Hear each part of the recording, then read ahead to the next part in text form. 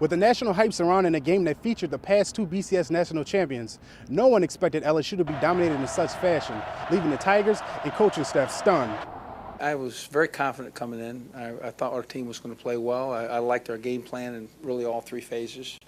And frankly, it didn't turn out like we planned. It's real disappointing, because we know what type of team we are. We know we ain't come out here and play our game, but they had our number tonight. They played a hell of a game, you can't take nothing from them. The LSU offense faced the daunting task of playing on the road with a young, inexperienced quarterback, and they did little to help themselves as they turned the football over 3 times, one of which was returned for a Florida touchdown. They sure did. They did a great job. Florida, give them credit. Florida did a great job tonight. Had some misreads and some mistakes, and they took advantage of it. Coming into the season, the defense was thought to be the bright spot of this LSU team, but after giving up 475 total yards to the Gators, the players and coaches must go back to the drawing board as they search for answers. And it's a hard loss, but this could make you or break you. This could make or break our season. We could walk around, pout, with our heads down, or we can step it up and kick it into another gear. It's hard, losses come every now and then, but it's an opportunity for us to look at this and get some positive out of it. And soul searching is the best thing for us to do. Go back to the drawing board, see what we was doing wrong, see what type of things we can correct, and just go back and start from there. After suffering their worst defeat of the decade, LSU head coach Les Miles must quickly get his team prepared as they will travel to South Carolina to face Steve Spurrier's Gamecocks. Geoffrey Crowden, WFB, 9 Sports.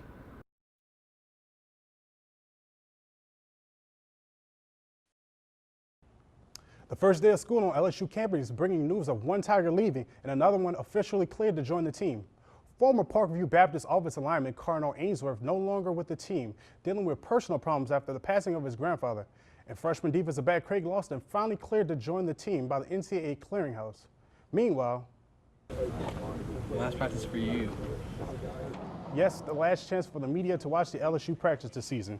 It was roughly a 10-minute stay for us. Charles Scott and the LSU running backs gearing up while the Tiger defense hustled for loose footballs. Head coach Les Miles getting involved as well. As we gear up for our LSU preseason special, taking it back, we asked the Tigers what it would be. Getting back the tradition that we lost last year, going back to that dominant 12-2, 11-2, hopefully 13-0, 14-0 seasons, and just bringing that tradition back, and let us seniors leave out here with a bang and leave a legacy for those young guys to build on. The LSU special will air on Wednesday, September 2nd at 6:30. As the Southern Jaguars enjoy a day off on the Bluff, head coach Pete Richardson probably feels good about his kicking game entering the 2009 season. Junior Josh Duran is back to handle all the kicking duties, from field goals and extra points to kickoffs and punts. Durant was 10 of 13 on field goals last year and 31 of 36 on extra points. His punt average of 38.3 could probably improve, and if you listen to Coach, there's a strong chance it will. I think overall it looks like Durant's legs got a little stronger. I think he's worked a great deal this summer on his consistency, and that's a plus for us. My personal is to finish first in swag for punting and kicking, and try to get All-American for punting. What have you personally, worked on, or what part of your game do you think needs the most? Probably my punting, more consistently with my drops and all that. Also, be sure to catch the Southern Special this Saturday at 6:30. Saints running back Reggie Bush says he expects to play and carry a big load Saturday when the team travels to Oakland for a preseason game number 3 against the Raiders. Bush perhaps will be highly motivated by the recent outstanding performance of Mike Bell during the Saints' 38-14 rout of Houston Saturday. Bell, 100 yards and a touchdown in just 10 carries. Despite all the offensive fireworks, All-Pro quarterback Drew Brees says his group is hardly finished with their product.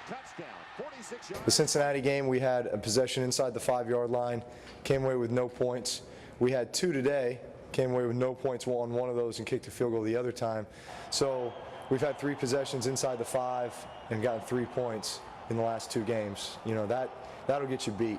When you play, obviously, during the regular season and you're playing in tight games against very good teams, you can't afford to let that happen. So there's definitely room for improvement. And mark your calendar, this Friday at 10:25 will be the first episode of Sportsline. And former LSU baseball coach Smoke Lavelle will soon be a head coach again. And it's a scenario similar to LSU. Lavelle will take over for North Florida's Dusty Rhodes after the 2010 season. Rhodes has been at North Florida for 21 years. Skip Bertman had been at LSU 18 years when LaVelle succeeded him. That'll do it for sports. We'll be right back.